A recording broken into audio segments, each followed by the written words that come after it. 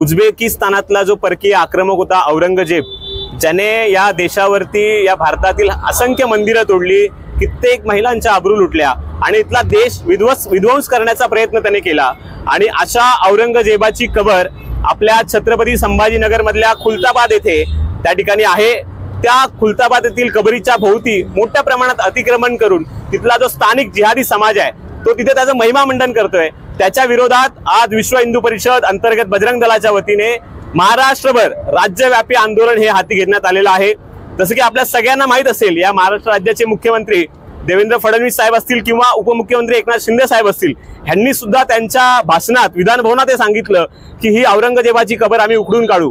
परंतु विश्व हिंदू परिषद अंतर्गत बजरंग दलाचं सुद्धा हेच म्हणणं आहे की लवकरात लवकर जी काही कायदेशीर प्रक्रिया असेल ती पूर्ण करावी आणि ही औरंगजेबाची कबर लवकरात लवकर काढून टाकण्यात यावी। ह्या मागणीसाठी हे राज्यव्यापी आंदोलनाचा हा पहिला टप्पा आहे।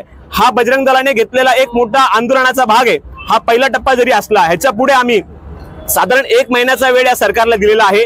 या सरकारने हे विसरू नये की यावेळी जे विधानसभेत ह्यांना यश प्राप्त झालेलं आहे, हे सरकार जे स्थापन झालेलं आहे ह्याच्यामध्ये फक्त आणि फक्त इथल्या हिंदू समाजाचा आणि हिंदुत्ववादी कार्यकर्त्यांचा सहभाग आहे। त्यामुळे लवकरात लवकर 1 महिन्याच्या अवधीमध्ये तुमची जी काही प्रक्रिया असेल, केंद्र शासनाची असेल किंवा पुरातत्व खात्याची असेल, ती पूर्ण प्रक्रिया आपण पूर्ण करावी आणि लवकरात लवकर ती औरंगजेबाची कबर ज्या पद्धतीने सरकारने निवेदन केलेल्या विधानसभेत त्या पद्धतीने काढण्यात यावी। अन्यथा या बजरंग दलाच्या आंदोलनाचे पुढचे टप्पे ठरलेले आहेत। 1 महिन्यानंतरच्या अवधीनंतर जर काही कबर हटली नाही तर विश्व हिंदू परिषद अंतर्गत बजरंग दलाने हा चंग बांधलेला आहे की चलो संभाजीनगरचा नारा देत बजरंग दलाचे प्रत्येक बजरंगी आणि विश्व हिंदू परिषदेचा प्रत्येक कार्यकर्ता हा संभाजीनगर मध्ये जाईल आणि त्याच्यानंतर जी कारसेवा होईल त्याच्यामध्ये ही कबर कुठेही राहणार नाही याची काळजी सुद्धा प्रशासनाने घ्यावी। आणि त्यासाठी आमची ही मागणी आहे की स्वतःच आपण सरकारने हे जे थडगे आहे हे गुलामगिरीचे लक्षण आहे, या हिंदू समाजावरती, या देशावरती गुलामगिरीचे लक्षण आहे हे थडगं लवकरात लवकर काढावं आणि हे मानसिक गुलामगिरीचं जे लक्षण आहे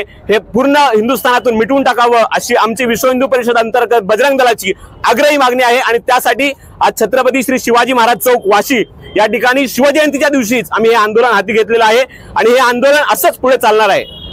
जय भवानी, छत्रपती शिवाजी महाराज।